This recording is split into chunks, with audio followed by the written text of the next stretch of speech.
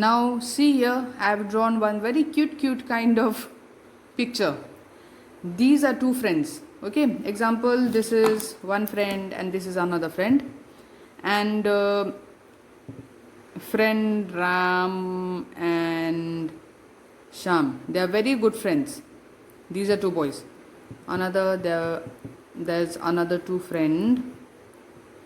There are another two guys, and this is Palu and this is Talu. Example, okay. Now these two are friends and these are also are friends. But the difference is these two, they are very good friends, very good friends. If someone will say something bad about Shyam, this one will get angry. If someone says something about Ram, this Shyam will get angry. But here, they are also friends, but they are not very good friends. They are okay type of friends. Sometimes Talu is complaining about Palu, sometimes Palu is complaining about Talu. So, in this, what we can say? We can say that the relationship between Ram and Shyam, it is very good. That means they share a very good bond. Like how we say, between friends, we can understand each other very well because we share a very good bond. Like that only. Okay, so the bonding between them or the relationship between them, it is very good because they share a very good bond. Palu and Talu, these two are also friends, but the relationship between them, it is like it may get broken due to an outsider. They may break the friendship due to an outsider. Why? Because their friendship or the bonding is not very strong. Okay. Now, the main thing is in carbon, you don't have to read Ram, Shyam, Palu, Talu. The main thing is, what I was trying to tell you is, it was about bonding. Wherever the bonding is strong, two molecules or two atoms, it is difficult to break them. Whenever the bonding is weak between two atoms, it is easier to break them. Okay. So now with this knowledge of bonding, where it is, what happens when bond is strong, what happens when bond is weak, then we will read about carbon. Like I told you, carbon, it has a tetravalency. Tetravalency means the valency of carbon is 4. Okay, so that means carbon requires 4 electrons in its valence shell to go to the octet state. Right, we know this. Now, how will carbon get its 4 valence electron? Extra 4 electrons kahaबाट पाउँछ carbon? For this, we have to see, now carbon can do two things. It is 2 and 4, right? The electronic configuration for carbon is 2 and 4. Either it can give away all the 4 electrons to some other element and it will become the duplet state, or it can take 4 electrons from some other element and it will come to the octet state. That means either it will give or take, in both ways, त्यसको valency 4 नै हुन्छ. But for carbon to give 4 electrons or to take 4 electrons, it is not easy. It will not have that much of energy. Okay. So instead what it will do, it will not give also, it will not take also, it will do one special kind of thing. It is known as sharing. Not giving also electrons, not taking also electrons. That means it is sharing. Now how do we share? Let us draw the carbon. Here I'll draw. Okay. Let us draw the carbon atom only about its valence electron. I'll do it with a dot. 1, 2, 3, 4. So carbon has 4 valence electron. I'll show it with 4 dots. Okay. Now to become the octet state, it will require 1, 2, 3, 4 more. Right. So now what it will do, instead of giving away this 4 valence electron, it will share. That means some another element, let it be element number, let it be E. Another element. Okay. So अर्को element को पनि त्यसको valence electron सँग के गर्छ, sharing गर्छ. This carbon ले भन्छ, suppose electron number, this is another element, not electron, sorry, this is another element.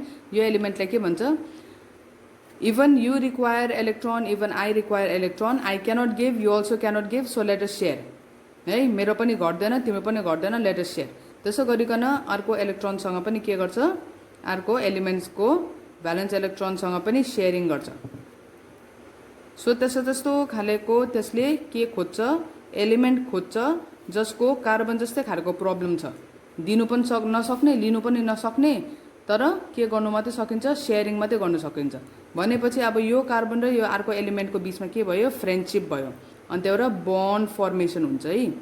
अब this kind of bond which is formed by sharing of electrons, त्यस्तो खालेको बन्डलाई हामीले के भनिन्छ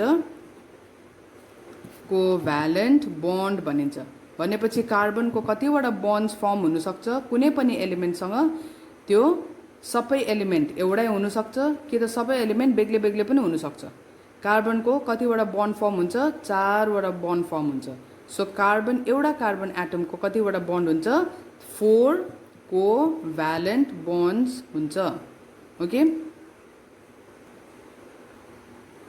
okay now we know that each carbon atom it can form 4 covalent bond this bond is shown with a line why I am showing in 4 different direction I am showing that this carbon it is having 4 bonds or it is sharing 4 electrons with some other element अर्को element सँग पनि त्यसले electrons आफ्नो 4 वटा share गरिरहेछ आफ्नो त 4 वटा भयो प्लस त्यसले एउटा अर्को एलिमेन्टबाट एउटा इलेक्ट्रोन अर्को एलिमेन्टबाट another from another element another electron from another element गरिकन 4 वटा इलेक्ट्रोन कि त सबै नै चारैवटा डिफ्रेन्ट एलिमेन्ट्सबाट पनि लिन सक्छ कि त चारैवटा एउटै एलिमेन्टबाट पनि लिन सक्छ कि त दुईवटा एटम्स दुईवटा इलेक्ट्रोन्स दुईवटा from 2 different element 2 electrons from 2 different element त्यसो पनि गर्न सक्छ but the main basic is कार्बनले आफ्नो बन्ड फर्म गर्छ एउटा एलिमेन्टसँग होस्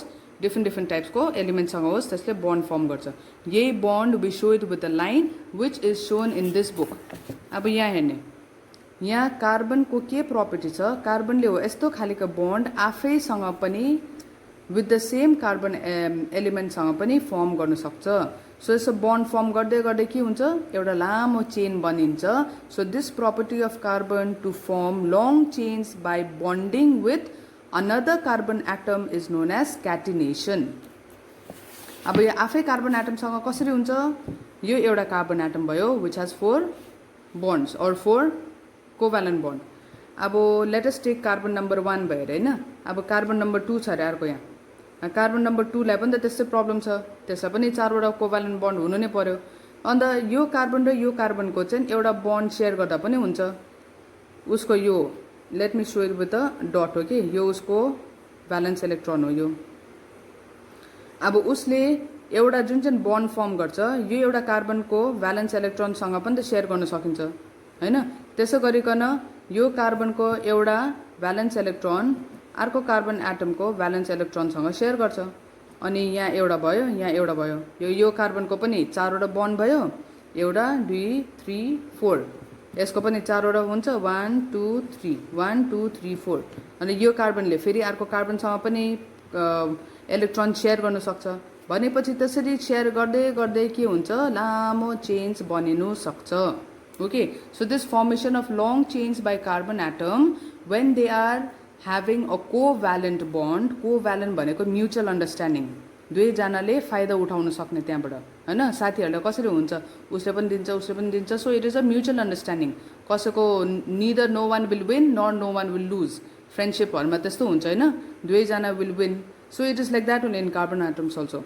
कार्बनको यसको भ्यालेन्स इलेक्ट्रोन र अर्को कार्बनको भ्यालेन्स इलेक्ट्रोन दुईजनाले शेयर गर्छ शेयर गर्दाखेरि एउटा बन्ड फर्म हुन्छ त्यसै गरिकन यो कार्बन एटमको भ्यालेन्स इलेक्ट्रोन र अर्को कार्बन एटमको भ्यालेन्स इलेक्ट्रोनसँग एउटा शेयर गरिन्छ र बन्ड फर्म गर्छ so similarly when they start sharing with each other it will have a bond formation now you are asking यसरी लामो किन हुन्छ मिस यसरी किन हुनु सक्दैन यो कार्बनको यहाँ माथि पनि त अर्को कार्बनसँग हुन सक्छ इट क्यान ह्यापन यस्तो खालेको अर्को मोलिक्युल्स पनि त छ अब यो कार्बनको 4 वटा बन्ड भयो 4 वटा उसले 4 वटा कार्बन एटमसँग पनि गर्न सक्छ हुन सक्छ यस्तो खालेको मोलिक्युललाई अर्को नाम भनिन्छ or we can say carbon नभइकन we can do it एउटा कार्बन एटमले आफ्नो 4 bonds it can share with different element other than carbon that also can be done example hydrogen को एउटा इलेक्ट्रोन भ्यालेन्स इलेक्ट्रोन कार्बनको एउटा भ्यालेन्स इलेक्ट्रोन हाइड्रोजनको एउटा valence electron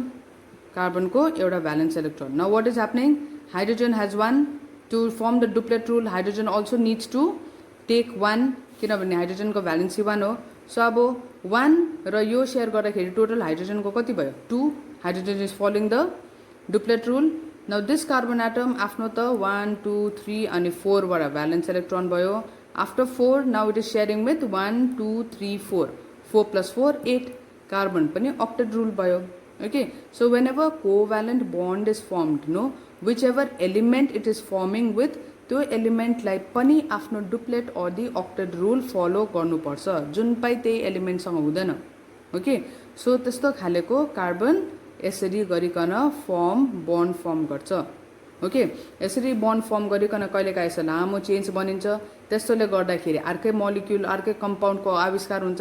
कहिलेकाहीँ त कार्बनले यसरी क्रस लिङ्किङ गरिकन एकाअर्कासँग क्रस लिङ्किङ गरिकन माथि माथितिर पनि यसरी चेन फर्म गर्नु सक्छ.